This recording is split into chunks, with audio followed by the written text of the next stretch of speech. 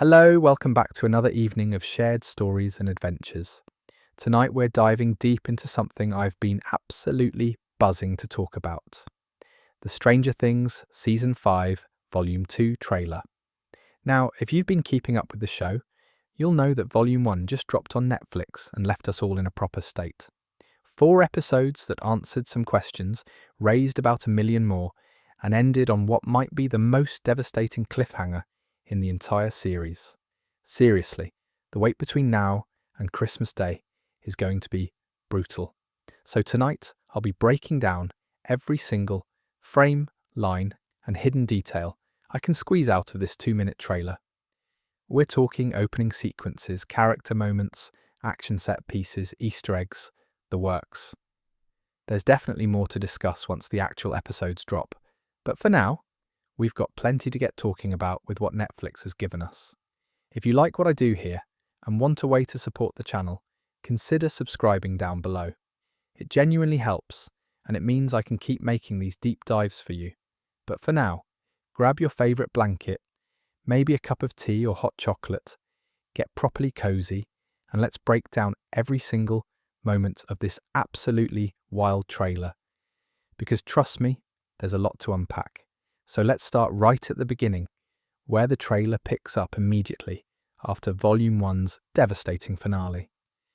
Now, you can't properly dive into this trailer without understanding exactly where we left off, because the Volume 2 trailer opens literally seconds after Volume 1 ended, and that ending was, to put it mildly, an absolute gut punch.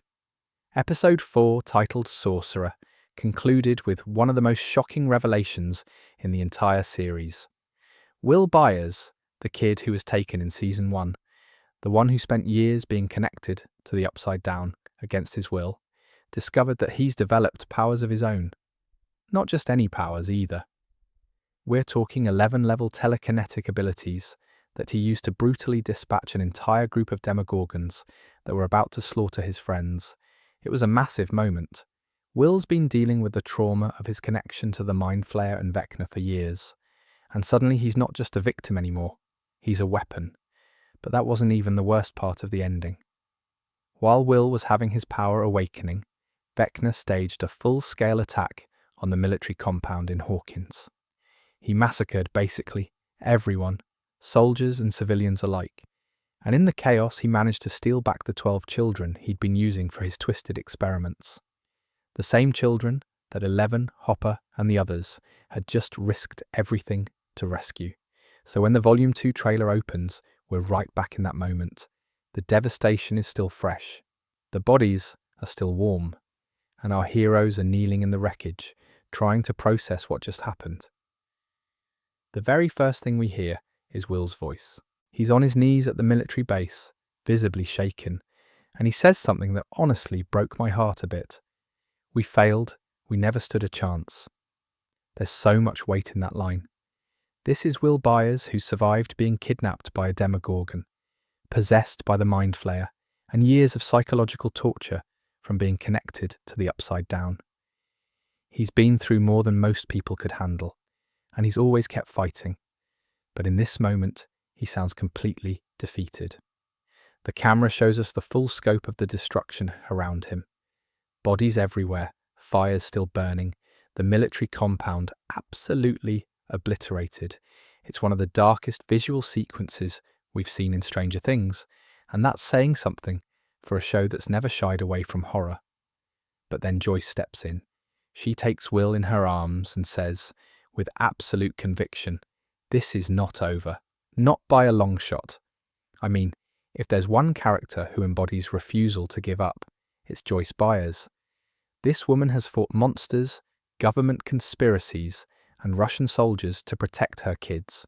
She's travelled to another dimension, broken into secret facilities, and basically told death itself to sod off on multiple occasions. So when Joyce says, "It's not over," you believe her. The visual of them hugging in the midst of all that destruction is really powerful. It's this small moment of human connection and maternal love set against complete devastation. The Duffer Brothers have always been brilliant at balancing the supernatural horror with genuine human emotion, and this moment is a perfect example of that. What's really interesting is how the trailer uses this opening to immediately establish the emotional stakes for Volume 2. We're not starting from a place of hope or determination. We're starting from rock bottom. Our heroes have just suffered their worst defeat yet, and the question becomes whether they can come back from it. The trailer then cuts to Mike Wheeler, and this shot is genuinely haunting. He's looking up at the sky, and red light from the upside down is crackling across his face, not just near him, but literally on his face, like the barrier between dimensions is so thin now that reality itself is bleeding through. This visual is significant because it shows us that Vecna's plan is working. The rifts that opened at the end of Season 4 aren't just portholes to the upside down anymore. The dimensions are merging or colliding, or whatever terrifying thing is happening. The upside down is seeping into Hawkins, and Mike's face covered in that red lightning is a stark reminder that nowhere is safe anymore. According to the Duffer Brothers, in various interviews leading up to Season 5, this final season is all about bringing everything full circle. Will was the first one taken, so it makes thematic sense that his character arc would be central to how it all ends. And having the trailer open with him at his lowest point, right after discovering these powers he never asked for, sets up what I imagine will be his hero's journey in these final episodes. There's also something poetic about the fact that the person offering him hope is his mum. Joyce has been the emotional anchor of this show since the very beginning. When everyone else thought Will was dead back in Season 1, she refused to believe it. She knew her son was alive, and she was right. So having her be the one to pull him back from despair here feels completely earned. The devastation visible in these opening shots is extensive. You can see overturned military vehicles, collapsed structures, and what looks like scorch marks everywhere. The military's attempt to contain the situation has failed spectacularly, and Vecna has essentially announced that he can strike anywhere, anytime, with overwhelming force. What strikes me most about this opening is how it subverts typical trailer conventions. Usually trailers for final seasons or final chapters open with some kind of rallying cry or determination. The heroes standing together, ready for one last fight, that sort of thing. But this is defeat. Raw, unfiltered, devastating defeat. And somehow, that makes it more compelling. It's a gutsy move to open your big climactic trailer with your protagonist saying they never stood a chance. But it works because it's honest. Vecna isn't some generic villain they can outsmart with clever planning. He's ancient, he's powerful, and he's been manipulating events for longer than any of them have been alive. The idea that a group of teenagers and their parents could just waltz in and defeat him was always a bit optimistic. So having Will voice that reality, having him acknowledge the sheer scale of what they're up against, grounds the trailer in something real. And then having Joyce immediately reject that despair and insist they're not done fighting creates this emotional push-pull that's going to define these final episodes. The pacing of this opening sequence is quite deliberate. It's not rushed. The shots linger on the destruction, on Will's face, on Joyce's determination. The trailer is giving us time to feel the weight of this moment before it launches into the more action-heavy sequences that come later. I think what the Duffer Brothers are doing here is reminding us that this isn't just a supernatural action series. It's a show about people, about families, about the bonds that keep us fighting even when everything seems hopeless. And starting Volume 2's trailer with that human moment, with a mother refusing to let her son give up, is exactly the kind of storytelling that's made Stranger Things resonate with so many people. The fact that this opening takes place immediately after Volume 1's ending also means there's no time skip, no chance for our characters to regroup and recover. They're jumping straight from one crisis into the next, which is going to make these final episodes absolutely relentless. Honestly, watching this opening sequence, I got proper emotional. After everything Will's been through, after all the trauma and pain, to see him at this breaking point hits differently.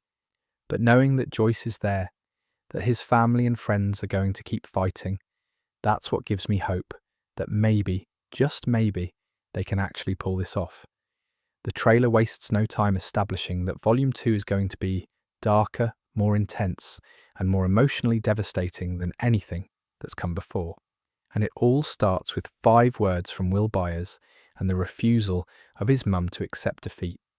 From this opening, the trailer immediately shifts gears to show us one of the most crucial locations in the entire series, and what our heroes discover there is going to change everything they thought they knew.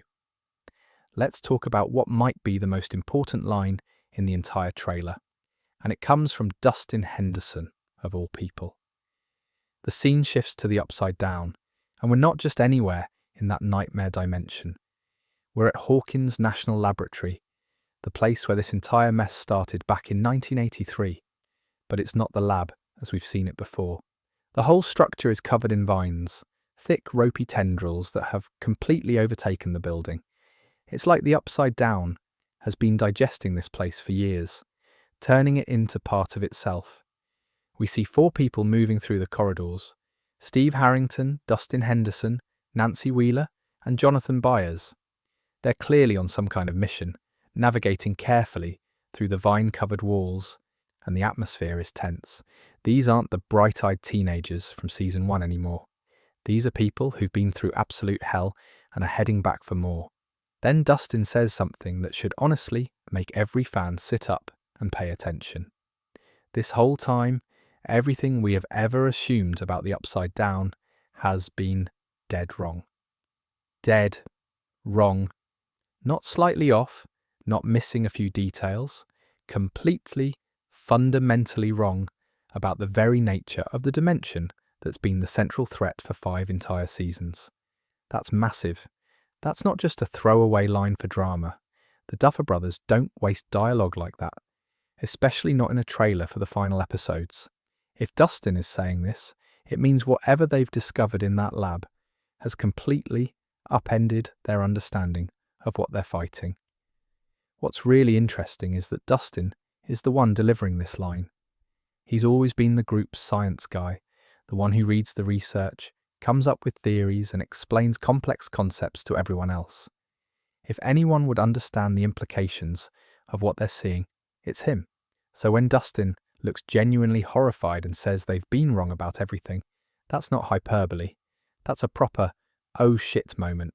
The trailer doesn't tell us what specifically they've discovered, which is brilliant and also maddening in equal measure.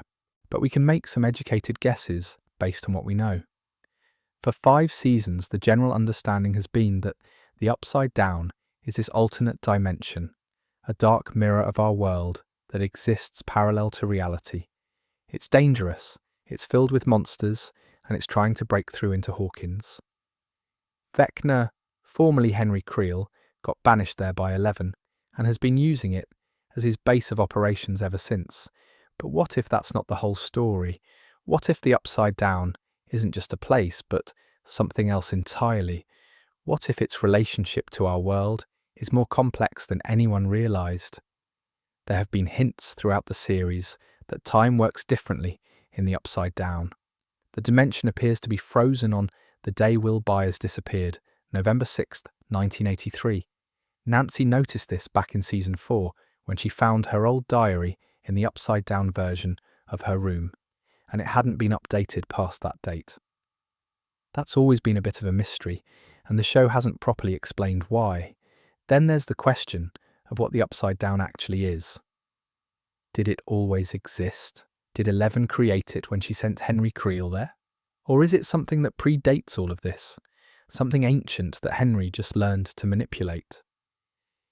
According to interviews with the Duffer Brothers, Season 5 is supposed to answer all these questions. They've promised that by the end, we'll understand the true nature of the Upside Down, where it came from, and why it's connected to Hawkins specifically. So Dustin's line about being dead wrong is clearly the trailer's way of telling us that those answers are coming, and they're going to be shocking. The scene continues with Steve and Dustin looking up at something, and Steve says, "Mother of God." Now, Steve doesn't usually invoke religious imagery, so whatever he's looking at must be properly terrifying. The trailer shows us a glimpse of what appears to be a massive swirling ball of red and black energy, pulsing with power and looking generally apocalyptic. It's hovering in the air, and it's giving off serious bad vibes. Some fans have pointed out that this looks quite similar to the It from A Wrinkle in Time, that all-consuming darkness that represents pure evil. Whether that's an intentional reference or just a coincidence, I don't know, but the visual is striking. This isn't just another monster or another gate. This is something on a completely different scale. The energy ball, or whatever it is, seems to be located within or above the Hawkins lab in the Upside Down. That's significant because the lab is where the very first gate to the Upside Down was opened. It's where 11 made psychic contact with the Demogorgon in 1983. It's where the barrier between dimensions was first breached. So if there's going to be some massive revelation about the nature of reality and dimensions, it makes sense that it would happen here. What strikes me about this sequence is how genuinely scared Dustin and Steve look. These two have faced down Demogorgons, mind flayers, and Russian soldiers. They've been through life-threatening situations more times than any teenager reasonably should. But whatever they're seeing in that lab has shaken them to their core. The vine coverage throughout the lab is also worth noting. The Upside Down has always had this organic, living quality to it. The tendrils, the spores, the way it seems to grow and spread, like some kind of infection. But seeing the lab so completely overtaken suggests that the Upside Down has been actively claiming this space, making it part of itself. It's not just a location that exists in both dimensions anymore. It's been transformed, consumed.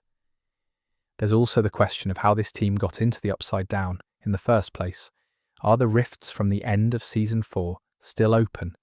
Did they find another way through? And more importantly, how are they planning to get back out? Nancy being part of this team is particularly interesting because she's been investigating the Upside Down and the supernatural threats to Hawkins for years now.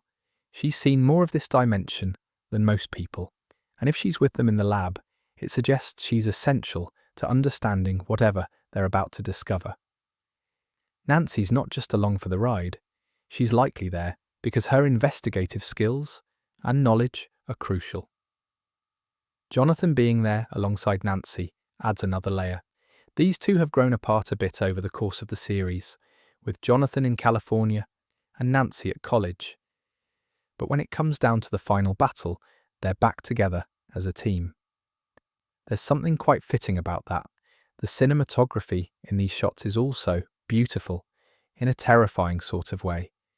The bioluminescent quality of the vines, the eerie lighting, the way the red energy casts shadows across our heroes' faces.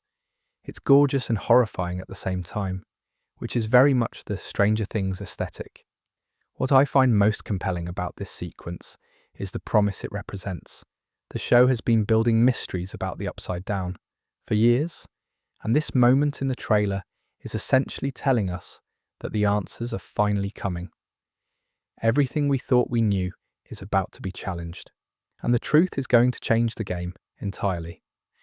The fact that this revelation happens relatively early in the trailer suggests that it's not the climax of Volume 2.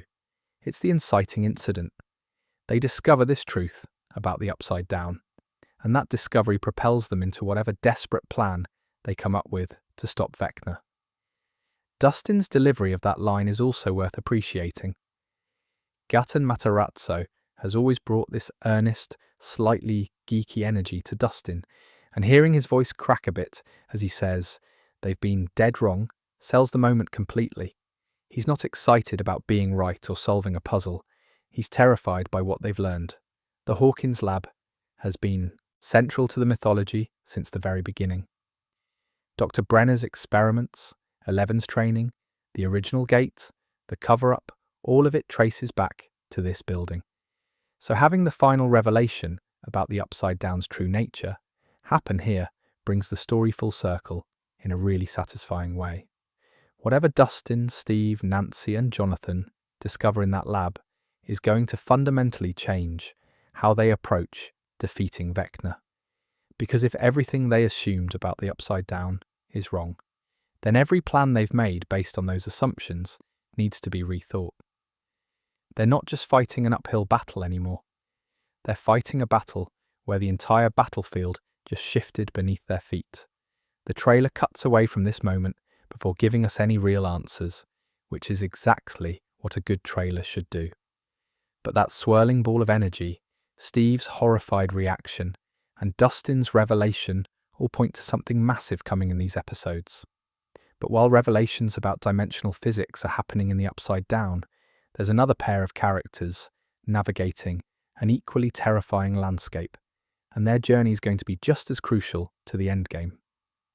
Since we're on the topic of absolutely nightmare-inducing sequences, we need to discuss what's happening with Max Mayfield and Holly Wheeler, because their journey through Vecna's mindscape is genuinely some of the most disturbing imagery this show has ever produced. For context, Volume 1 ended with Holly being taken by Vecna. She'd been seeing this entity she called Mr. Whatsit, who we quickly realised was actually Henry Creel in a child-friendly disguise, manipulating her and eventually pulling her into his mental prison. Max, who's been in a coma since the end of Season 4 after Vecna nearly killed her, is also trapped in this same psychological space. So the Volume 2 trailer shows us these two, a teenager who's been Vecna's victim before, and a young child who's just been kidnapped, trying to navigate what can only be described as a living nightmare. The visuals are properly unsettling.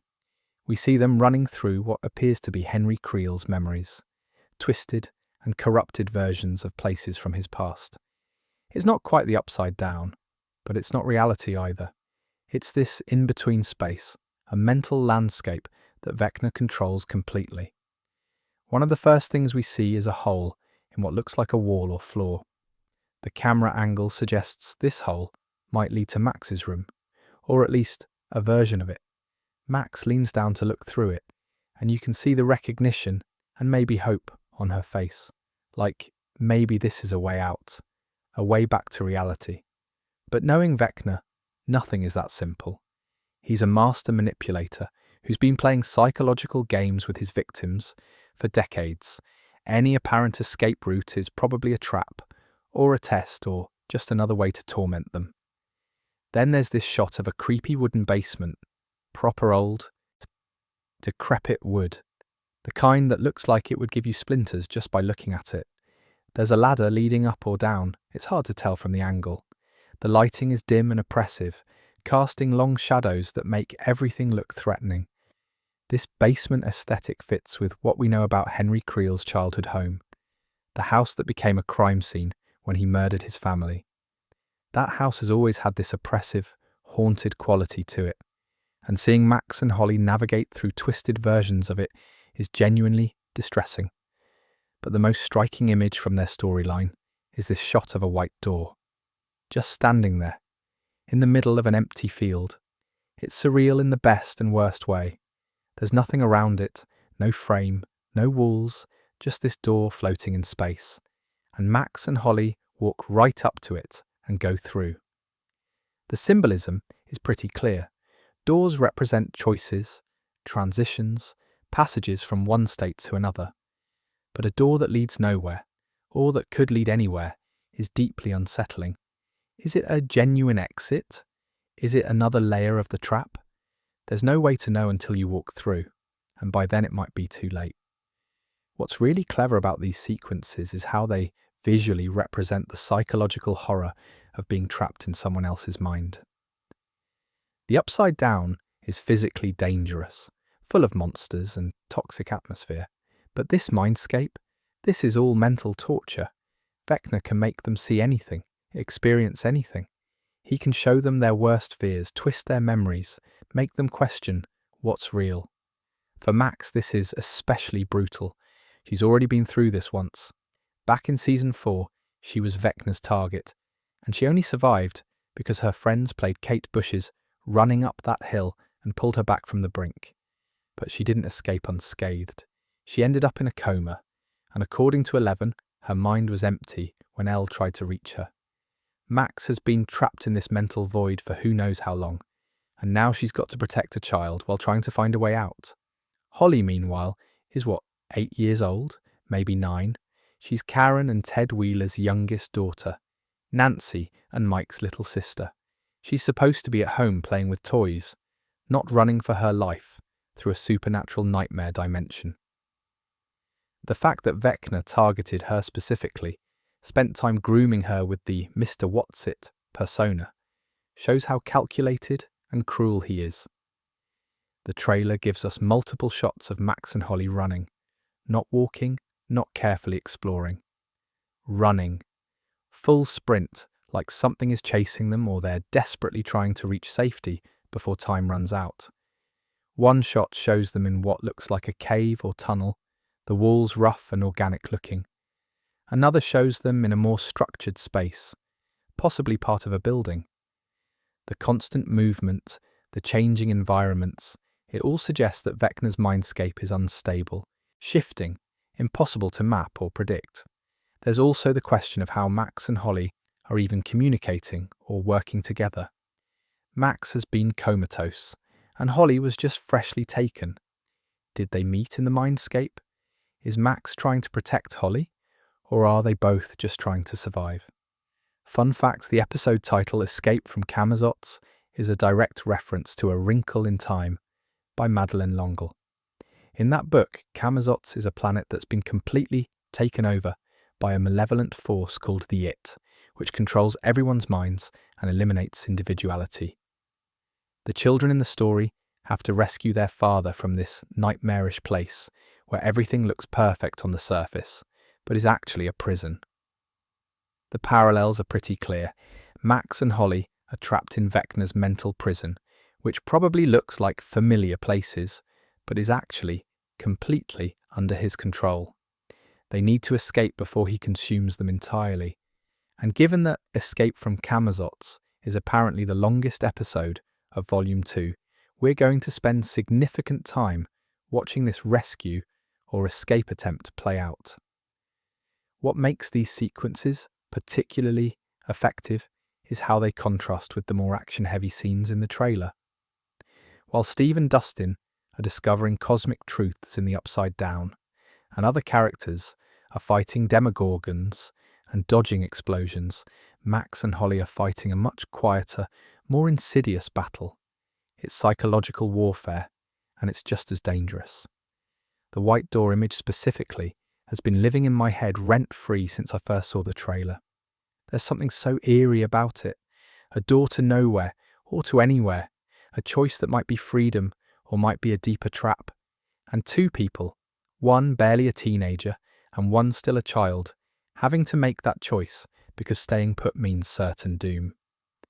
I also appreciate that the trailer doesn't spoil whether they succeed in escaping. We see them running, we see them finding potential exits, but we don't see them actually getting out or being rescued. It keeps the tension high and makes us genuinely worried about their survival. The idea of Holly Wheeler, this innocent child who's been a background character for most of the series, suddenly becoming central to the plot is quite bold, but it fits with Vecna's pattern. He targets the vulnerable, the young, the people society might overlook or underestimate. Holly isn't random. She was carefully chosen, and Max being there to potentially protect her creates this emotional through line that's really powerful. Max knows exactly what Vecna is capable of. She knows the psychological tricks, the manipulations, the way he uses your own trauma and memories against you. If anyone can guide Holly through this nightmare and keep her sane, it's Max. But at the same time, Max is vulnerable too. She's been trapped in this space longer than Holly has. She's probably been subjected to Vecna's torments this entire time. The question becomes whether she's got enough strength left to not only save herself, but also save this child. The visual aesthetic of these scenes, all washed out colours and oppressive shadows, perfectly captures the feeling of being trapped in a nightmare you can't wake up from. And the fact that we see multiple different environments suggests this isn't going to be a quick rescue. They're going to have to journey through multiple layers or areas of Vecna's mind each one potentially more dangerous than the last. Honestly, these sequences might end up being some of the most emotionally intense in the entire season, and that's saying something. Right, so while Max and Holly are trapped in psychological horror, we need to address a moment in the trailer that's got the entire fandom absolutely spiraling. This is the bit that's got everyone crying into their pillows and frantically typing death theories on Reddit. Steve Harrington and Dustin Henderson have one of the most beloved friendships in the entire series. They started as unlikely allies back in season 2, this popular former jock and this nerdy middle schooler, and over the course of 5 seasons, they've become genuinely close. They're not just friends, they're brothers in every way that matters. So when the trailer shows us Steve solemnly telling Dustin, "If you die, I die," and Dustin responding with the exact same words, it hits like a freight train. The visual context of this moment is important. It appears to be some kind of embrace or close conversation, the two of them facing each other in what looks like a dire situation. Steve's face is serious, almost grim. This isn't a joke or casual banter. This is a vow. What makes this moment even more devastating is that it's a direct callback to season 3. Remember the elevator scene when they were trapped in that Russian base? Dustin was the one who said it first back then. When Steve was about to do something dangerous, Dustin grabbed him and said, "If you die, I die." It was this moment of solidarity, this declaration that they were in it together, no matter what. Now, in what might be the final episodes of the series, Steve is the one saying it to Dustin. The roles have reversed, and that reversal feels significant. Over the course of the series, Steve has become this protective older brother figure to Dustin. He drives him to school dances, gives him terrible dating advice, helps him with girl problems, and repeatedly puts himself in danger to keep Dustin safe. Steve's entire character arc has been about becoming the person who protects others, especially the kids. He's gone from being a bit of a shallow bully in season 1 to being the group's designated babysitter, defender, and general good guy. But Dustin's grown up too. He's not the goofy kid with no front teeth anymore. He's been through trauma, loss, and life-threatening danger. He watched his friend Eddie Munson die in season 4, a death that clearly still haunts him. Dustin's had to become harder, more serious, more willing to make difficult choices. So when these two exchange this vow, it's not just about bravery or heroism. It's about the fact that they genuinely cannot imagine a world where one of them survives and the other doesn't. They've been through too much together. They mean too much to each other. The problem is, this kind of declaration in a final season usually means one of two things. Either it's a meaningful moment that strengthens their bond and they both survive, or it's foreshadowing that at least one of them isn't making it out alive. And given the Duffer Brothers' track record with character deaths, fans have every reason to be worried. The show has never been afraid to kill off beloved characters. Barb, Bob Newby, Alexei, Eddie Munson, each death served the story and had emotional weight. And while the core group of kids and their parents have mostly survived, that doesn't mean they're immune. This is the final season. The stakes are at their highest. If there was ever a time for a major character death, this is it. Steve has been in death-baiting situations before. He's been beaten up, strangled, dragged underwater, and generally used as the group's punching bag. But he's always survived. Always bounced back with his hair, somehow still perfect. The question is whether his luck is finally going to run out. Dustin, meanwhile, has lost so much already. His friend Eddie died in his arms, and Dustin had to carry that guilt and grief. Having Dustin lose Steve too would be almost unbearably cruel, but Stranger Things has never shied away from being cruel when the story demands it. There's also the context of where this moment happens in their journey. Based on other shots in the trailer, Steve and Dustin appear to be in the Upside Down, navigating through dangerous territory. They're clearly heading into serious danger, possibly on a mission that has low odds of success. This vow might be them acknowledging that they're about to attempt something with a very real chance of not coming back. The visual of them embracing or standing close together is also significant. Physical affection between male characters, especially in the context of American 1980s culture that the show is set in, wasn't always portrayed openly. But Steve and Dustin have never been afraid to show how much they care about each other. They hug, they support each other emotionally, they're vulnerable with each other. It's one of the healthiest male friendships on television, and that makes the thought of losing it even more painful. What really gets me about this moment is the equality of it. Steve isn't saying, "I'll protect you," or "I'll make sure you survive." He's saying that their fates are linked, that neither of them is more expendable than the other. It's a recognition that they're equals now, partners, and that they face whatever's coming together. The fan reaction to this moment has been massive. Social media exploded with people expressing their fear, their heartbreak, their desperate hope that both of them make it out alive. There are theories about who's more likely to die, arguments about narrative purpose, and a whole lot of people just saying, "Please don't let either of them die," over and over. To be honest, I'm proper stressed about it. Steve Harrington has become one of the most beloved characters in the show. His redemption arc from Season 1 bully to Season 5 hero is genuinely one of the best character developments in recent television. And Dustin's been the heart of the group since the beginning, the one who keeps spirits up and never stops fighting. Losing either of them would be devastating. Losing both would be almost unwatchable. But at the same time, I understand that meaningful stakes require real consequences. If everyone survives the final battle against an all-powerful villain, it diminishes the threat and the sacrifice.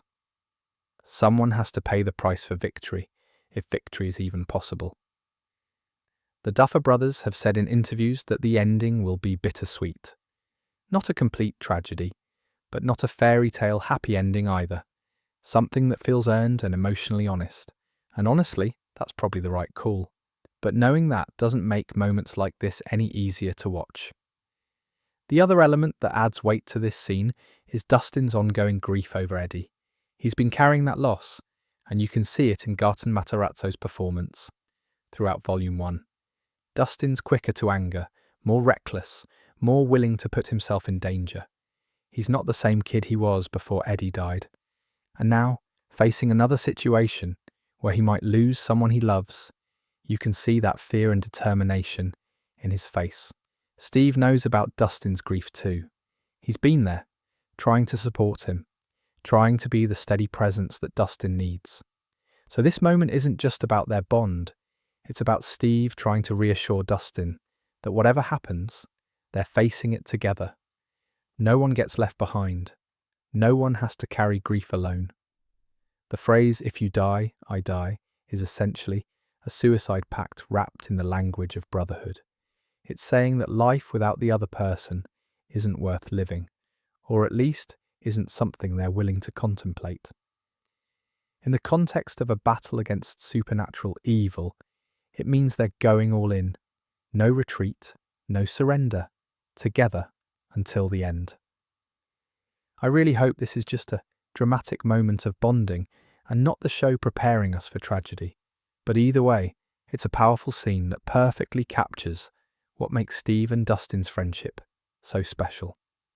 That said, they're not the only powerful duo teaming up in these final episodes, and the next partnership might be even more crucial to defeating Vecna. One of the most exciting returns in this trailer is someone we haven't seen since Season 2, and her appearance might just change everything.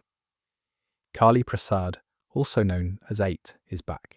For anyone who needs a refresher, Kali was Eleven's sister from Hawkins' lab. She was another child with psychic abilities, subject number 8 in Dr. Brenner's experiments. Her power is creating illusions, making people see things that aren't really there. We met her in Season 2 during that somewhat controversial episode where 11 left Hawkins to find her. That episode, The Lost Sister, has always been a bit divisive among fans. Some people loved seeing 11 explore her past and meet someone who understood her trauma. Others felt it disrupted the pacing of the season. But regardless of how you felt about that episode, Kaylee's return in Season 5 suggests that her story wasn't finished. The trailer shows us what appears to be Eleven and Kaylee reuniting, presumably after Eleven and Hopper found her in Dr. K's lab at the end of Volume 1. And based on the brief glimpses we get, Eleven has a plan. She wants Carly to help her kill Vecna. The specific line from the trailer has Eleven saying something about needing Carly's help, and the implication is clear. One person with psychic powers nearly defeated Vecna before. Two people with psychic powers might actually finish the job. Finn Wolfhard, who plays Mike, mentioned in an interview that the group essentially has two Elevens now, with Will's powers manifesting. But technically, with Carly involved, they've got three powered individuals on their side. That's got to shift the odds at least a bit, right? What's brilliant about bringing Carly back is that her powers are completely different from Eleven's. Elle has telekinesis, the ability to move objects and people with her mind, to reach into other dimensions, to access memories. She's raw power and force. Carly, on the other hand, is all about deception. She can make you see your worst fears, your greatest desires, things that aren't there at all. She can manipulate perception and create chaos. Against someone like Vecna, who operates largely through psychological manipulation and mental invasion, having someone who can create illusions could be genuinely useful. Maybe Carly can hide the group from Vecna's awareness, or confuse him, or make him see threats that don't exist to distract him while Eleven attacks. But there's a massive question hanging over this team up, and it's this: will Carly actually commit to helping? When we last saw Carly, she was living in Chicago with a small gang of misfits, people who'd been hurt by the system and wanted revenge. Her whole philosophy was about using her powers to punish the people who'd wronged her. She encouraged Eleven to embrace anger, to seek vengeance against the people from the lab who'd hurt them. Eleven ultimately rejected that path. She realized that revenge wasn't going to heal her trauma, and she chose to go back to Hawkins to protect her friends instead. It was a defining moment for her character. So now, years later, Eleven is asking Carly to help her fight a completely different battle. Not revenge against scientists or government agents, but a fight to save the world from an interdimensional monster. That's a very different ask. Will Carly see this as her responsibility? Will she care about saving Hawkins, a place she's never been to, filled with people she doesn't know? Or will she approach this as just another fight against the people who experimented on them, since Vecna is, after all, Henry Creel, another product of Hawkins' lab? There's also the visual detail that several people have noticed. In some of the trailer shots, Eleven appears to have a shaved head again. Her hair is short, possibly buzzed down like it was in Season 1. Now this could be a practical thing. Maybe her hair got burned off in a fight, or maybe she shaved it herself for some reason. But knowing Stranger Things, it's probably symbolic.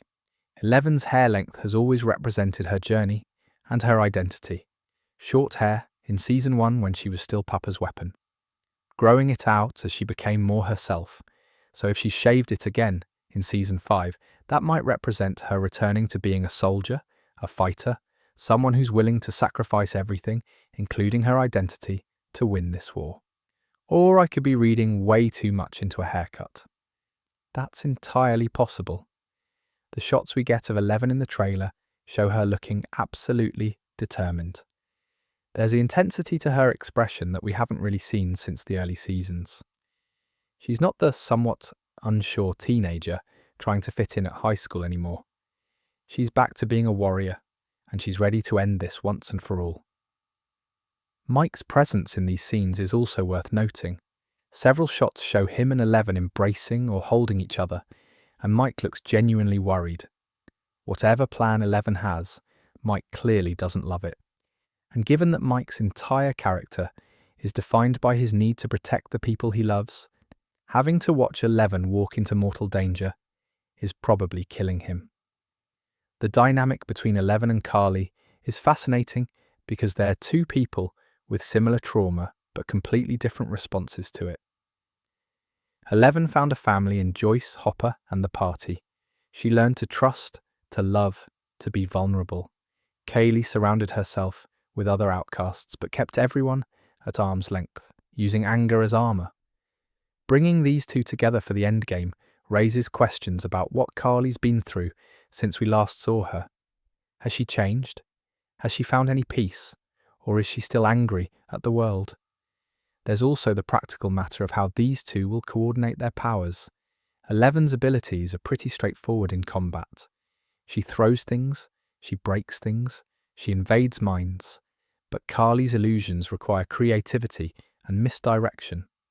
They need to work together strategically, which means they need to trust each other. And trust has never been Carly's strong suit. The fact that 11 is actively recruiting help shows how seriously she's taking this threat. She's not trying to be the hero who does everything alone. She's building an army, gathering everyone with power or skills that could make a difference. It's smart and it shows how much she's matured. But it's also a bit heartbreaking because 11 spent so much of her childhood being used as a weapon. She fought so hard to be more than that, to be a person with agency and choice. And now, by necessity, she's returning to that role. Not because she's being controlled, but because she's choosing it. Because she knows she's the only one who can face Vecna, and possibly win. The question of whether Carly survives this fight is also worth considering. The show brought her back for a reason, and it probably wasn't just for one scene. She's going to play a role in the endgame, but that doesn't guarantee her survival. Honestly, having 11 team up with her sister is exactly the kind of emotionally resonant storytelling that Stranger Things does best. It's not just about having more powered people in the fight. It's about family, about reconciliation, about two people who were hurt by the same system coming together to destroy the monster that system created. Whether Carly proves to be a reliable ally or brings her own complications to the table remains to be seen. But her presence in these final episodes is proper exciting. And speaking of people discovering unexpected powers, we need to talk about Will Byers and what his transformation means for the final battle. If there's one thing Volume 1 made absolutely clear, it's that Will Byers is no longer just the victim. He's become something much more powerful, and potentially much more dangerous. The Volume 1 finale gave us one of the most shocking moments in the entire series. Will, who spent years being tormented by his connection to the Upside Down, who was possessed by the Mind Flayer and used as a spy, who's had to live with the trauma of everything that happened to him, suddenly discovered he's got powers of his own. And not subtle powers either. We're talking full-on telekinetic abilities that he used to absolutely obliterate a group of demogorgons that were about to kill his friends and family. It was brutal, it was shocking, and it was brilliant storytelling. The Duffer Brothers have said in multiple interviews that Will being the key to ending Vecna was always the plan. As they put it, he was the kid who was taken in Season 1, so it felt right for the story to come full circle. If anyone was going to be the one to end Vecna, it needed to be Will. And honestly, that makes perfect sense thematically. Will's entire journey has been about suffering at the hands of the Upside Down.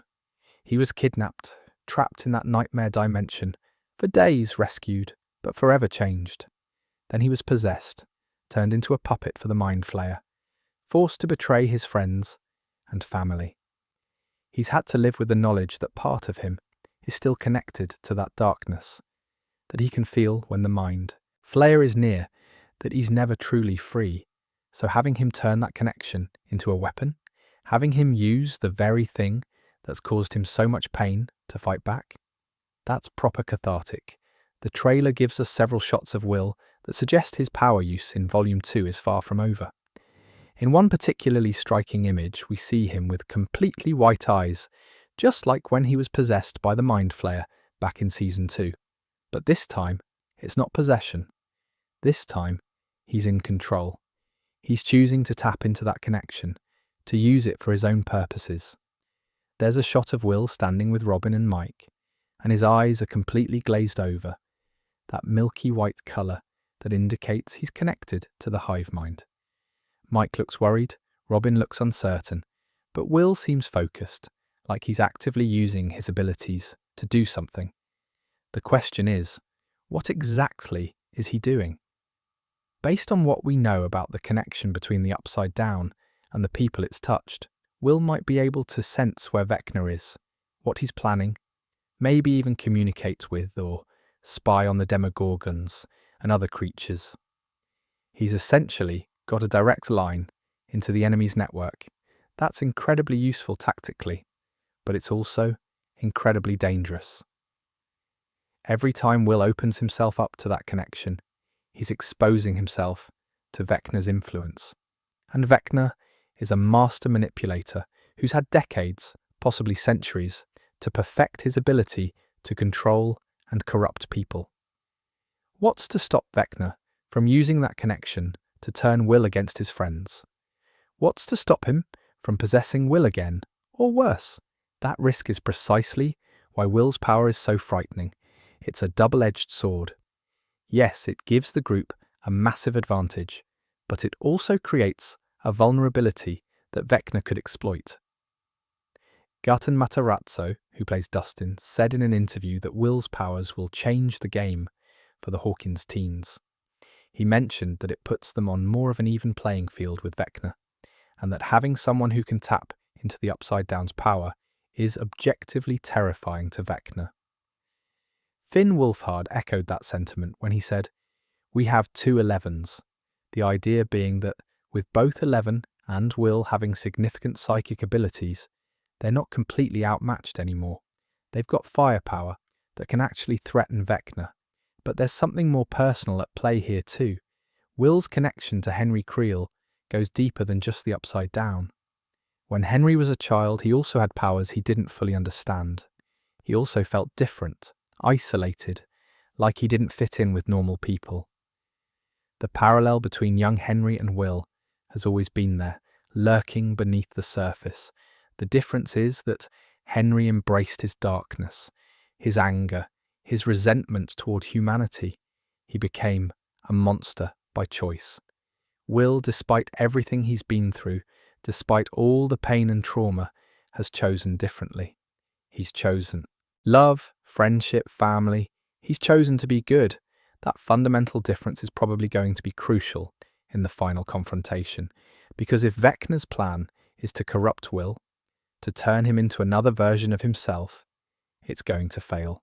Will's too strong, too surrounded by people who love him, too determined to protect the people he cares about. The visual of Will with white eyes is also significant from a cinematography standpoint. It's a callback to Season 2, yes, but it's also a transformation. In Season 2, those white eyes meant Will was being controlled, that he'd lost himself. Now those white eyes represent power under his control. It's the same visual, but the meaning has completely inverted. There's also the question of how Will's powers actually work. 11's abilities are telekinetic and telepathic. She can move objects with her mind, reach into other dimensions, access people's memories, and cause physical damage through sheer mental force. But Will's powers seem to be specifically tied to the Upside Down and its creatures. When he destroyed those Demogorgons in Volume 1, it wasn't like when 11 throws things or breaks necks. It was more like he commanded them to die, like he imposed his will on them through the hive mind connection. They just stopped, collapsed. It was eerie and fascinating. If that's how his powers work, then Will essentially has control over anything connected to the Upside Down. The Demogorgons, the vines, possibly even Vecna himself to some degree. That's massive. That means in any fight involving upside-down creatures, Will is potentially the most powerful person on the field. But it also raises the terrifying question of what happens if Vecna gets control of Will. If Will has power over the creatures, and Vecna has power over Will, then Vecna could use Will as a weapon against everyone else. The group would be forced to fight their friend, or worse, they'd have to watch Will be used to hurt people while being completely aware of what's happening. The Duffer Brothers love putting their characters through emotional torment, and that scenario would be peak emotional torment for everyone involved. What I find most compelling about Will's storyline is how it's bringing his character back to the forefront. For a lot of Season 3 and Season 4, Will was somewhat sidelined. His storyline was about struggling to hold on to childhood while everyone else moved on, about feeling left behind and isolated. It was important character work, but he wasn't driving the plot the way he did in Seasons 1 and 2. Now in the final season, Will is central again. His powers, his connection to Vecna, his role in the endgame, it's all crucial. The boy who started this whole story, by vanishing into thin air, might be the one who ends it by standing his ground and fighting back. Noah Schnapp's performance in these trailer moments is also worth highlighting. You can see the weight Will's carrying, the fear mixed with determination. He knows what he has to do, and he knows how dangerous it is, but he's doing it anyway because it's the right thing to do. The shot of him screaming "run" to his friends, which appears in one of the other trailers, suggests there will be moments where he's warning them about threats he can sense through his connection. He's become their early warning system, their spy in enemy territory, and their secret weapon all at once. It's a lot of pressure for one person, especially someone who's already been through so much. But if anyone can handle it, it's Will Byers. The fact that Volume 2 is going to explore his powers further, show us more of what he can do and what the costs are, is genuinely exciting. And terrifying. Mostly terrifying, if I'm honest. Now, while Will is discovering the extent of his abilities, the actual villain of the piece is making his presence known in some of the most disturbing ways possible. Right, so let's talk about the villain of the piece, because Vecna's scenes in this trailer are genuinely some of the creepiest visuals we've ever seen in Stranger Things. Jamie Campbell Bower has been absolutely brilliant as Vecna since his reveal in Season 4. The combination of his physical performance, the prosthetics, and the voice work has created one of the most genuinely terrifying villains in recent television. And the Volume 2 trailer makes it very clear that he's not finished being nightmare fuel. One of the first striking images we get of Vecna in this trailer is actually Henry Creel in his human form. He's standing in the rain, completely drenched, and there's something deeply unsettling about it. The water streaming down his face, the expression, the way he's just standing there. It's less overtly monstrous than seeing Vecna in full creature form, but somehow it's even creepier. This rain-soaked Henry image is significant because it grounds the horror in something human. It reminds us that Vecna isn't just a monster. He's a person who became a monster, someone who was once a child, someone who made choices that led him down this path. The humanity makes him more terrifying, not less. But then the trailer gives us what might be the most disturbing sequence in the entire thing. We see what appears to be Henry Creel cycling through different versions of himself. It's this rapid transformation sequence where his face and body shift, showing different ages, different forms, like he's unstable or like reality itself is breaking down around him. It's proper nightmare imagery, the kind of visual that sticks in your brain and refuses to leave. The way his features morph and change, the unsettling fluidity of it, it all contributes to this sense that Vecna exists outside normal physical laws. He's not bound by a single form or identity. He's something more chaotic, more fundamental. This transformation sequence also raises questions about what's happening to Vecna. Is he losing control? Is he evolving into something even more powerful? Is this just how he appears when he's accessing different levels of his power? The trailer doesn't answer these questions, but it makes damn sure we're asking them. Then we see Vecna in his full monster form, the version we're most familiar with from Season 4. The burnt, twisted flesh, the exposed muscle and tendons, the way he moves with this predatory grace that shouldn't be possible for something so damaged. He's absolutely revolting to look at, and yet you can't look away. Several shots show him getting uncomfortably close to Holly Wheeler. She's this tiny child, and he's this massive, supernatural predator, and the size difference alone is distressing. But it's more than that. The way he seems to be studying her, manipulating her, playing with her like a cat with a mouse, it's genuinely hard to watch. Vecna's interest in Holly specifically is chilling. He spent time grooming her with the Mr. What's-it persona, appearing friendly and safe. He built trust with her before revealing his true nature and dragging her into his mental prison. That level of calculated manipulation, targeting a child, shows exactly how twisted and patient he is. The trailer builds to Vecna's final declaration, and it's delivered with this quiet menace that's somehow more threatening than if he'd been shouting. He says in that raspy, otherworldly voice, "It is time for new worlds." New worlds, not taking over Hawkins, not conquering the human realm. New worlds, plural. As in, he's not just trying to merge the upside down with our reality, he's trying to create something entirely different or access something beyond what we've seen. The implications are massive. Throughout the series, the threat has been that the upside down would break through and consume Hawkins, then spread from there. But if Vecna is talking about creating or accessing new worlds entirely, that suggests his endgame is much bigger and much stranger than we realized. What does new worlds even mean in this context? Is he planning to reshape reality itself? Create pocket dimensions? Access other planes of existence? The phrase is deliberately vague, which makes it more unsettling because our imaginations fill in the blanks with increasingly horrible possibilities. There's also the timing of when he says this. It is time.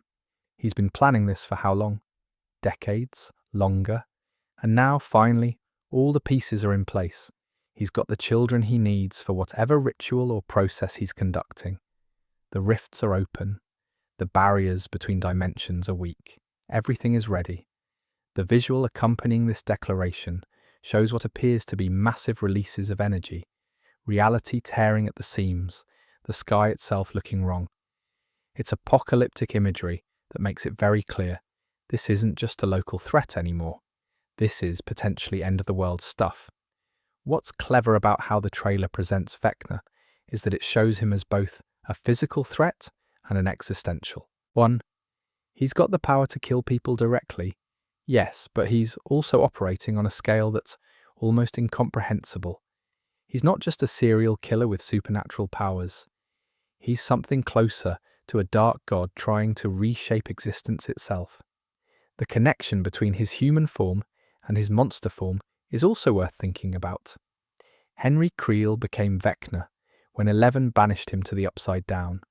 The dimension transformed him, burnt him, turned him into something inhuman. But the person inside, the consciousness, that's still Henry. Still the angry, resentful child who killed his family.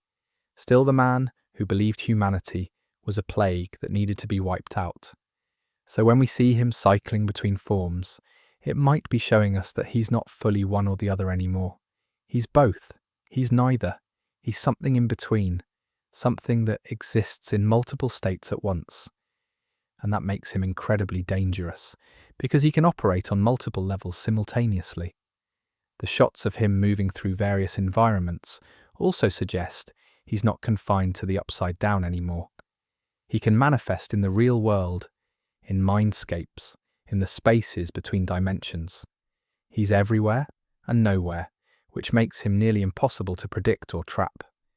There's something deeply unsettling about a villain who's already won to some degree. Vecna has achieved most of what he set out to do. He's opened the rifts, he's got his test subjects, he's demonstrated that he can strike at will, and the heroes can't stop him. The question isn't whether he's a threat, the question is whether anyone can actually stop him at this point. The Duffer Brothers have always been good at creating villains that feel genuinely threatening. The Demogorgon in Season 1 was terrifying because it was unpredictable and relentless. The Mind Flayer in Seasons 2 and 3 was terrifying because of its scale and intelligence. But Vecna is terrifying because he's personal, strategic, and operating on a level that makes the previous threats look almost quaint by comparison. His declaration about new worlds is the trailer's way of telling us that the final episodes are going to be on a completely different scale than anything we've seen before. The stakes aren't just Hawkins anymore. They might not even be just Earth. We're talking about reality itself being under threat. And the fact that he delivers this line with such calm certainty, like it's inevitable, like nothing our heroes do can stop what's coming, that's the most frightening part. He's not worried. He's not desperate. He's confident. And that confidence is earned because everything has gone according to his plan so far. Vecna declaring it's time for new worlds, while everything we know is falling apart, is exactly the kind of apocalyptic setup you want for a final season. He's not content with conquest. He wants transformation, creation, to fundamentally alter the nature of existence itself. But while Vecna's making his grand declarations, there's a whole lot of other action happening that shows our heroes aren't going down without a fight. Now, aside from all the emotional devastation and supernatural horror, this trailer is absolutely packed with proper action sequences that look genuinely spectacular. There's one moment in particular that's got me incredibly excited, and it involves Murray Bauman driving a truck and yelling "Showtime" at the top of his lungs, which is exactly the kind of chaotic energy we need from Murray. For context, Murray has been one of the show's most reliable sources of comic relief, whilst also being surprisingly competent when things get serious. He's the conspiracy theorist who turned out to be right about everything, the guy who can speak fluent Russian and knows how to handle himself in a fight. He's eccentric, he's paranoid, and he's absolutely brilliant. So seeing him behind the wheel of what looks like a military transport truck, clearly about to drive straight into danger, feels completely on brand. Murray doesn't do anything halfway. If he's going to help save the world, he's going to do it with flair and probably while making sarcastic comments the entire time. But here's where it gets really intense. In the back of that truck, we see Dustin, Will, Lucas, and Robin. They're not sitting calmly. They're holding on for dear life. And based on the way they're positioned and the expressions on their faces, they're under active attack. The next shot confirms it. The truck is being shot at. We can see muzzle flashes, bullet impacts, the works. Someone or something is trying to stop this vehicle, and Murray's driving through it anyway. This raises so many questions. Who's shooting at them? Where are they going? What's so important that they need to make this run under fire? And more importantly, is everyone in that truck going to survive the journey? Robin's line in this sequence is both hilarious and deeply concerning. She says, with what sounds like genuine exasperation, "I kind of thought that was supposed to be the easy part." The easy part, whatever mission they're on, whatever they've already accomplished or are trying to accomplish, this truck chase through enemy fire is apparently the easy bit, which means whatever comes after is going to be absolutely mental. Lucas responds with a single word that somehow makes it even worse. It was, past tense. It was the easy part, meaning they've already moved past it, or they're about to, and the difficult part is imminent. That's not reassuring at all.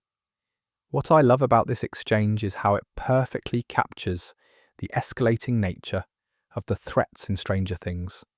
Every season, the stakes get higher, the dangers get worse, and what would have been a climactic battle in earlier seasons becomes just another obstacle to overcome. Getting shot at while racing through a war zone? That's Tuesday for these people now. The visual of the four of them in the back of the truck is also striking. These are kids, or at least they started as kids. Dustin, Lucas, and Will were middle schoolers when this all began. Robin was in high school, and now they're hardened fighters, veterans of multiple supernatural wars, casually discussing which parts of their mission are easy versus difficult, whilst bullets fly around them. It's a testament to how much these characters have grown and changed, but it's also kind of heartbreaking. They shouldn't have to be this comfortable with mortal danger. Then there's the absolutely wild shot of what appears to be an electrocuted Demogorgon. The creature is clearly being hit with massive amounts of electricity, lighting up like some kind of horrific Christmas decoration, and it looks both incredibly painful for the Demogorgon and incredibly cool from a visual effects standpoint. This suggests that our heroes have figured out new ways to fight these creatures. Electricity as a weapon against upside-down monsters isn't something we've seen used extensively before, so someone's been doing their homework and working out the creature's weaknesses. It also raises the question of scale. If they're at the point where they're electrocuting Demogorgons, that means there are enough Demogorgons around that they need efficient ways to dispatch them. This isn't a one or two monster problem anymore. This is an infestation, an invasion, a full-scale war. The trailer also gives us glimpses of massive explosions, not small detonations, massive, building-leveling, shake-the-camera explosions. Things are blowing up left and right, and the scope of destruction visible in these shots is unlike anything we've seen in previous seasons. Hawkins has always suffered during these supernatural events. Buildings get damaged, people get hurt, there's collateral damage. But this looks like proper warfare, like the entire town has become a battlefield. According to the Duffer Brothers in various interviews, the battle sequence in Season 5 is one of the most complicated they've ever attempted. They described it as a massive undertaking from a production standpoint, involving multiple locations, hundreds of extras, complex special effects, and intricate choreography to keep track of where all the characters are and what they're doing. When you're making a show that's already known for ambitious set pieces, and the creators are saying, "This is the biggest one we've ever done," that tells you something. This isn't just going to be a climactic fight scene. This is going to be a proper epic battle that spans multiple locations and probably multiple episodes. The way the action is edited in the trailer, cutting rapidly between different groups and different threats, gives you a sense of the chaos. While Murray's group is in the truck, other characters are fighting in different locations. While some people are dealing with Demogorgons, others are confronting different dangers. It's all happening simultaneously, and the trailer is trying to capture that sense of overwhelming multi-front warfare. What's also notable is the variety of threats visible. It's not just Demogorgons. There are explosions, which suggests either military involvement or characters using explosives strategically. There's gunfire, which means human enemies, or at least human weapons being deployed. There are what appear to be collapsing structures and environmental hazards. The heroes aren't just fighting monsters, they're fighting a war on multiple fronts with multiple types of danger. The cinematography in these action sequences looks absolutely gorgeous, which sounds weird to say about scenes of destruction and violence, but it's true. The lighting, the framing, the way the camera captures the movement and chaos while still keeping things visually coherent, it's all top-notch work. There's a particular shot of what looks like the Hawkins town square or main street, and it's absolutely destroyed. Buildings are damaged, fires are burning, debris is everywhere. It's reminiscent of war footage, honestly, which drives home just how serious things have gotten. The scale of destruction also raises questions about what Hawkins will look like after all this is over. Assuming they win, assuming they survive, what's left? Can the town recover from this level of devastation, or is Hawkins as they knew it simply gone, regardless of whether they defeat Vecna? I also noticed in several of the action shots that characters are using weapons we haven't seen them use before. There are what look like improvised explosives, possibly military-grade firearms, and other equipment that suggests they've either raided a military depot or the military has provided them with serious hardware. This represents a significant shift from earlier seasons, when the kids were fighting with slingshots, baseball bats, and whatever household items they could weaponize. Now they've got actual military support, or at least access to military equipment, which should even the odds a bit. But even with better weapons and more firepower, the sheer number of threats visible in the trailer is overwhelming. For every Demogorgon they take down, there seem to be 3 more. For every small victory, there's another crisis erupting somewhere else.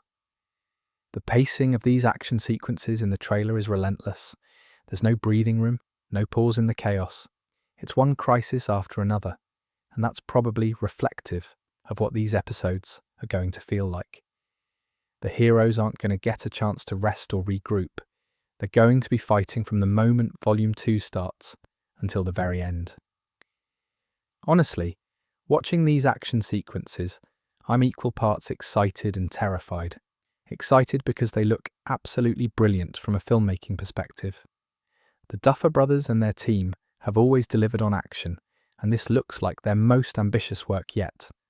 But terrified because in action, sequences this intense, in battles, this large scale, people die, characters we love are going to be in mortal danger for extended periods, and not everyone can make it out.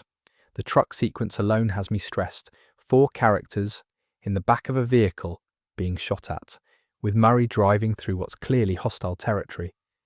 That's a scenario where things can go wrong very, very quickly. But that's the beauty and terror of a final season. There are no guarantees anymore. The plot armor that might have protected characters in earlier seasons doesn't necessarily apply when you're wrapping up the story. Stakes are real, consequences are permanent, and every action sequence could be the last one for any given character. The explosions, the gunfire, the monsters, the chaos, it all builds to create this sense that the final battle is going to be absolutely massive in scope. And somewhere in all that chaos, our heroes need to find a way to not just survive, but actually defeat Vecna and save what's left of Hawkins. Of course, all this mayhem and destruction is just the surface level. There are loads of smaller details hidden throughout the trailer that reward closer inspection. Right, so this is where we get into the proper nerdy stuff. The tiny details, the blink and you'll miss it frames, and the stuff you only catch on your 5th rewatch at half speed. The Stranger Things trailers have always been packed with Easter eggs and hidden references, and this one is no exception. The Duffer Brothers love rewarding obsessive fans who pause every single frame looking for clues, and honestly, I'm one of those obsessive fans, so let's dive in. First up, the music choice. The trailer is set to a remix of Diana Ross's Upside Down, which is almost too perfect to be an accident. I mean, the show is called Stranger Things, the alternate dimension is called the Upside Down, and they chose a song literally titled Upside Down. The on-the-nose nature of it is actually kind of brilliant. But it's more than just the title. The lyrics of the original song are about a tumultuous relationship, about things being turned around and feeling confused. Upside down. Boy, you turn me, inside out and round and round. In the context of this trailer, with reality itself being turned upside down and inside out, with characters' worlds being literally inverted, the song choice becomes thematically rich rather than just a cute reference. The remix itself has this darker, more ominous quality compared to the original disco version. It's been slowed down and given this heavy, pulsing bass that adds menace to what was originally quite a cheerful song. That transformation mirrors what's happened to Hawkins itself. Something that was once bright and normal has been twisted into something darker. Throughout the trailer, there are visual callbacks to earlier seasons that are easy to miss if you're not looking for them. The way certain shots are framed deliberately echoes moments from Season 1, creating this full circle feeling that the Duffer Brothers have been talking about. For instance, there's a shot of Joyce hugging Will that's framed almost identically to a shot from Season 1 when she first found him in the Upside Down. Same camera angle, similar lighting, even their positions are nearly identical. It's a visual reference that reinforces the idea that we're back where it all started, but everything has changed. The Hawkins lab sequences in the Upside Down also contain some fascinating details if you look closely. In the background of several shots, you can see what appear to be scientific equipment and papers scattered around, remnants of the work that was being done there before the place was abandoned. Some fans have been freeze-framing these shots trying to read the documents, looking for any hidden lore or information. There's also the colour grading throughout the trailer. The upside-down scenes have that familiar, sickly green-blue tint we've seen before, but there are moments where the colours shift to this deep red that's much more saturated than we've seen in previous seasons. That red is associated with Vecna's power, with the rifts, with the bleeding together of dimensions. The increased presence of red in the colour palette suggests that Vecna's influence is stronger, that the barriers between worlds are weaker. Fun fact, in several of the shots featuring the Hawkins Town Square, you can see posters and signs that reference The First Shadow, which is the name of the stage play that explores Vecna's origins and the history of Hawkins' lab. The play has become canon to the Stranger Things universe, and the show is referencing it back, which is a lovely bit of cross-media storytelling. If you look closely at the military compound scenes, there are details about the government's response to the situation. You can see hazmat-suited soldiers, quarantine barriers, and what appear to be scientific instruments for measuring or analysing the rifts. The level of detail in the production design is remarkable, even for shots that are only on screen for a second or two. The vine coverage in the Upside Down has always been significant, and paying attention to how thick and extensive it is in different areas can give you clues about how long that area has been part of the Upside Down or how much Vecna's been focusing his attention there. The Hawkins lab is absolutely choked with vines, which makes sense given its importance to the story. There's a really interesting detail in one of the shots of Eleven. She's wearing what appears to be a protective suit of some kind, all white and clinical looking. This could be related to whatever plan she has for confronting Vecna, or it might be necessary because of the toxic atmosphere in certain areas. But the visual of Eleven in all white, almost angel-like, contrasting with Vecna's dark, corrupted appearance, is symbolically loaded. The mindscape sequences with Max and Holly contain their own set of hidden details. The environments they're running through seem to shift and change, and if you watch carefully, you can sometimes spot objects or imagery from characters' memories incorporated into the scenery. It's Vecna pulling from their minds to construct this prison, so elements of their personal histories are literally built into the walls. That white door in the field that Max and Holly approach, if you look at the ground around it, the grass and dirt have this strange, too perfect quality, like it's not quite real. Which makes sense because nothing in the mindscape is real. But the uncanny valley effect of almost but not quite right reality is unsettling in a way that's hard to articulate. There's also some interesting stuff happening with reflections and mirrors throughout the trailer. Several shots feature characters reflected in windows, water or other surfaces, and sometimes the reflection doesn't quite match what the person is doing. It's subtle, easy to miss, but it reinforces the theme of reality being unstable and unreliable. The transformation sequence with Henry Creel cycling through different versions of himself contains frames that go by so fast you really need to slow it down to see them all. Some fans have isolated individual frames and are analysing them for clues about Vecna's history or his plans. There appear to be versions of him from different time periods, possibly showing his lifespan across decades or even centuries. In the background of several Hawkins Town scenes, you can spot references to 1987 pop culture. Movie posters for films that would have been out that year, advertisements for products from that era, cars from that period. The attention to historical detail is meticulous, which helps sell the 1980s setting even in scenes of supernatural chaos. The lighting throughout the trailer is also worth analysing. There's extensive use of practical lighting, actual light sources within the scene, rather than just film lights pointed at actors. This creates a more realistic, grounded feeling even when depicting completely fantastical events. The interplay of the red upside-down lighting with the normal warm lighting of houses and buildings creates this visual tension that's quite effective. Some of the shots of characters' faces show micro-expressions that reveal a lot about their emotional states. Millie Bobby Brown in particular has several moments where you can see multiple emotions crossing Eleven's face in quick succession. Fear, determination, grief, resolve. It's subtle blink and miss it acting work that rewards close viewing. The weapons and equipment visible in various shots also tell stories.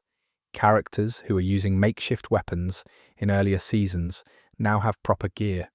There are tactical vests, military-grade firearms, communication equipment. Someone's been preparing them for war, and the contrast between their Season 1 innocence and their Season 5 militarization is stark. There are also several shots that seem to be deliberately framed to hide information. Characters positioned to block our view of something in the background, camera angles that cut off important details, quick cuts that don't let us see the full scope of what's happening. The Duffer Brothers are clearly holding back surprises for the actual episodes. The sound design in the trailer is also worth mentioning. If you listen carefully with good headphones, there are layers of audio that include whispers, distant screams, and strange ambient noises that contribute to the unsettling atmosphere. The Upside Down has always had this distinctive sound profile, and the trailer uses that to maximum effect. One detail that several eagle-eyed fans have noticed is that, in some of the shots, time seems to be moving strangely.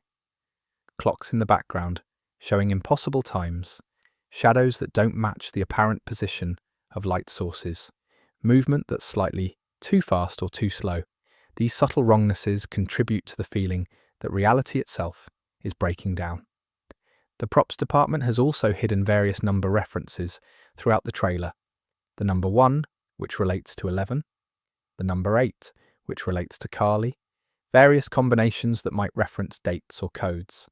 Whether these are intentional clues or just fans finding patterns where none exist is debatable, but it's fun to look for them regardless. There's also the question of what's not in the trailer. Conspicuous absences can be just as telling as what's included. We don't see Hopper much, which suggests his storyline might be separate from the main action. We don't see Erica prominently, though she's definitely in Volume 2.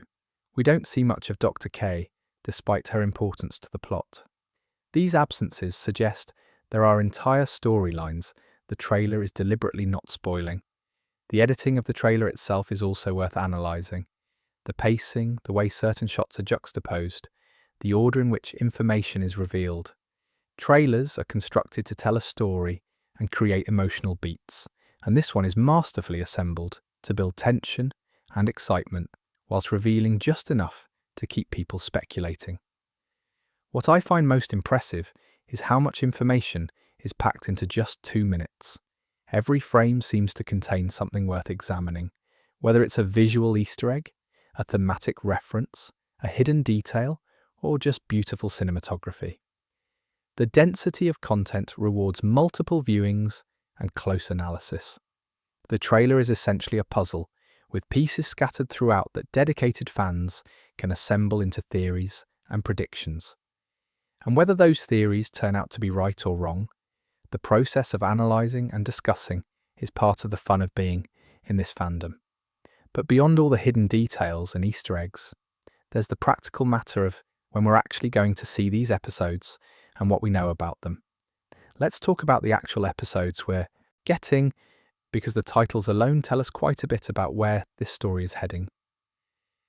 Volume 2 consists of 3 episodes, and we know their titles. Episode 5 is called Shock Jock. Episode 6 is Escape from Camazotz, and Episode 7 is titled The Bridge.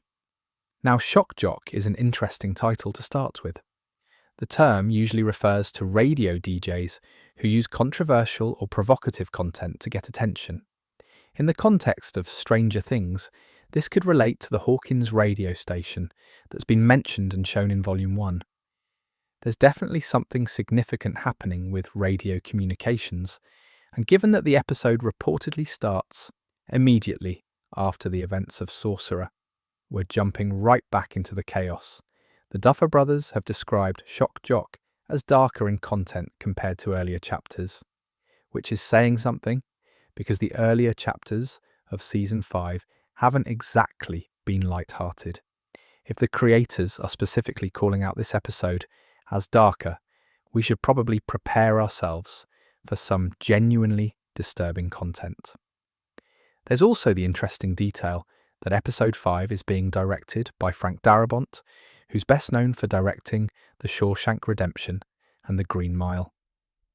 Having a director of that caliber coming in for what's essentially the beginning of the endgame suggests they wanted someone who could handle both intimate character moments and large-scale drama. Darabont's known for his ability to find humanity in dark situations, which feels appropriate for Stranger Things. Episode 6, Escape from Camazotz, has already been referenced in our discussion of Max and Holly's storyline. The Duffer Brothers have identified this as the largest episode of Volume 2, and they've mentioned that it consistently provoked strong emotional responses during internal screenings. When the creators say an episode made people cry during test screenings, you know it's going to hit hard. The A Wrinkle in Time reference in the title isn't subtle, and it's clearly intentional. Camazotz is the planet where everything looks perfect on the surface, but is actually a prison controlled by a malevolent force. The children have to rescue someone from this nightmare, while avoiding being consumed by it themselves. The parallels to Max and Holly's situation are obvious, but Escape from Camazotz, being the longest episode, also suggests it's not just about Max and Holly. There are probably multiple storylines converging, multiple rescue attempts or escape sequences happening simultaneously. The title might refer to several characters trying to escape from various forms of imprisonment or control. Then we've got episode 7, The Bridge. This is the last episode before the finale, and the Duffer Brothers described it as emotionally significant. A bridge literally connects two separate things. In storytelling terms, it's a transition point, so this episode is probably bridging the setup and action of Volume 2 with the final confrontation in the finale. The title could have multiple meanings. It might be a literal bridge, a location where something important happens. It could be metaphorical, representing a connection between characters or between dimensions. Or it could refer to someone serving as a bridge, perhaps Will using his connection to link the human world and the upside down, or someone making a sacrifice to create a path for others. What's clever about these 3 episode titles is that they each suggest a different focus. Shock Jock sounds immediate and chaotic. Escape from Camazotz sounds desperate and action-heavy. The Bridge sounds transitional and possibly melancholic. Together, they map out an emotional journey from crisis to escape to transition, leading into whatever the finale has in store. The release schedule is also worth noting. Volume 2 drops on Christmas Day, December 25th at 5 p.m. Pacific Time, which is 8 p.m. Eastern. All 3 episodes release simultaneously, so it's going to be a proper binge-watch situation.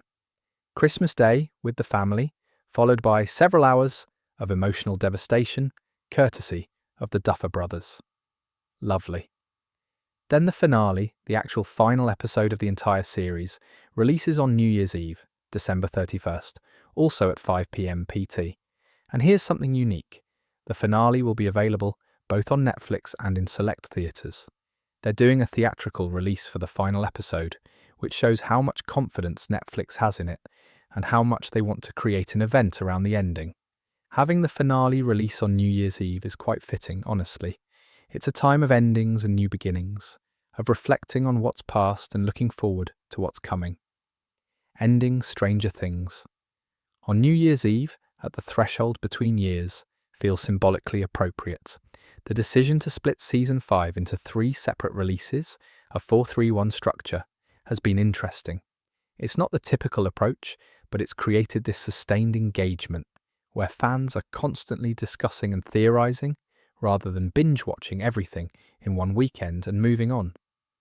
The prolonged release keeps the show in the cultural conversation for over a month. Of course, it also means prolonged emotional torture for fans who have to wait between releases, but that's part of the experience at this point. What we can expect from these 3 episodes, based on the trailer and the little information available, is an escalation of everything that's been building. The first 4 episodes of Season 5 set up the board, established the threats, and ended on multiple cliffhangers. These next 3 episodes are going to be about our heroes attempting to resolve those crises, fighting back against impossible odds, and probably suffering some devastating losses along the way. The fact that the Duffer Brothers have been hyping up the emotional impact of these episodes is both exciting and terrifying.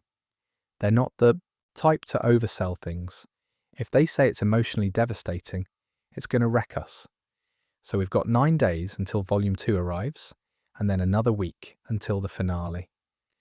9 days to prepare ourselves, to catch up on previous seasons, to make peace with the fact that this story we've been following for years is about to end.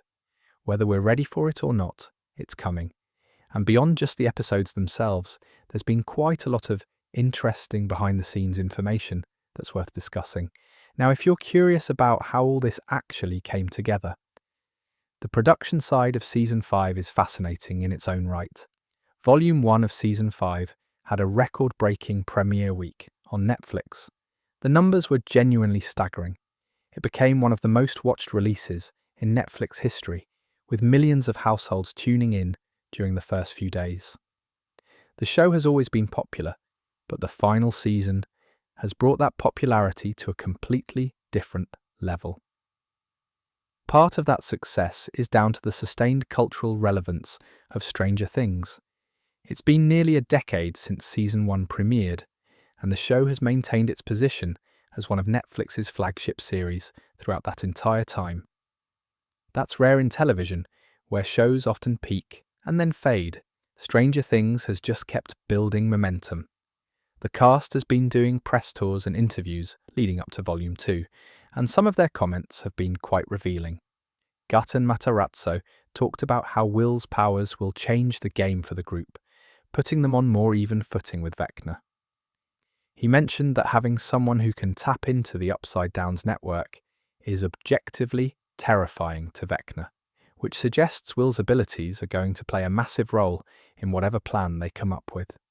Finn Wolfhard has described this season as having 2 11s, referring to both Eleven herself and Will with his newly manifested powers. That framing is interesting because it positions Will as being on Eleven's level, which is significant. 11 has been the most powerful person on the hero's side for the entire series, so having someone match her changes the dynamic considerably. Noah Schnapp has been more cryptic in his interviews, but he's hinted that Will's journey in these final episodes is about him finally getting closure on everything he's been through. The kid was kidnapped, possessed, traumatized, and had to live with this connection to evil for years. If these episodes give him some kind of resolution or peace, that would be emotionally satisfying. Linda Hamilton joining the cast as Dr. K has been a major talking point. She's an absolute legend, best known for playing Sarah Connor in the Terminator films. Having her come in for the final season signals that the show is pulling out all the stops. Dr. K's role in Volume 1 suggested she has deep knowledge of the experiments at Hawkins' lab and the history of psychic children, so her presence in these final episodes is probably crucial to understanding the full scope of what's been happening. The decision to split Season 5 into volumes wasn't just a storytelling choice, it was also partially practical. The production scale of this season is so massive that post-production took longer than usual. By releasing in volumes, they could get the first batch of episodes out while still finishing work on the finale. It also generates more sustained attention and discussion, keeping Stranger Things in the cultural conversation for over a month rather than one big weekend of binge-watching. According to various production reports, the battle sequences in Season 5 required months of planning and weeks of filming. They brought in additional stunt coordinators, built elaborate sets that were then destroyed during filming, and coordinated hundreds of extras to create the sense of large-scale warfare. The Duffer Brothers have described it as the most ambitious thing they've ever attempted from a production standpoint. The special effects work has also been a massive undertaking. Creating the Upside Down The creatures, the supernatural powers, all of that requires extensive CGI and practical effects work. The transformation sequence with Vecna, cycling through different forms, reportedly took weeks to get right, with multiple iterations before they achieved the unsettling effect they wanted. The cast has also spoken about the emotional toll of filming these final episodes. Several actors have mentioned crying whilst reading scripts or during particularly heavy scenes. When you've been playing these characters for nearly a decade, saying goodbye to them and to the show is genuinely difficult. That emotional investment from the cast comes through in their performances. There's also been discussion about the theatrical release of the finale. Netflix partnering with cinema chains to show the final episode is unprecedented for them. It's a recognition that Stranger Things has become more than just a TV show. It's a cultural phenomenon, and people want to experience the ending as an event. Watching it in a theatre with other fans creates a shared experience that's different from watching at home alone. The Duffer Brothers have been quite open about the fact that they've known how Stranger Things would end since before they made Season 1. They had the full arc planned out, which is why the show has felt so cohesive despite running for 5 seasons. Everything has been building to this conclusion, and they've been dropping hints and planting seeds for years that are finally paying off. Of course, they've also been very careful not to spoil anything. The marketing campaign has been designed to generate excitement whilst preserving major surprises. The trailers show you just enough to know things are intense, but they don't reveal key plot points or character fates. It's a delicate balance, and they've managed it quite well. The music for Season 5 has also been a topic of discussion. The show has always had brilliant music supervision, mixing period-appropriate 80s songs with Kyle Dixon and Michael Stein's synth-heavy score. The Volume 2 trailer's use of Upside Down is just one example of how thoughtfully they approach musical choices. Every song means something, either thematically or narratively.